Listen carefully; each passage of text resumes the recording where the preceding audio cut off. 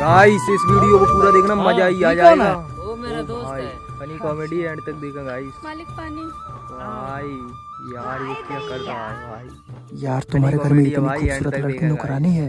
हाँ यार, ओ भाई, मेरे पत्नी से भी ज्यादा क्या मुझसे ही प्यार कर दिया यार इसने तो। ओए सुनो, मेरे घर काम करोगी, महीने का 2 लाख रुपया दूंगा। तेरी हिम्मत कैसे है सब बोलने के लिए?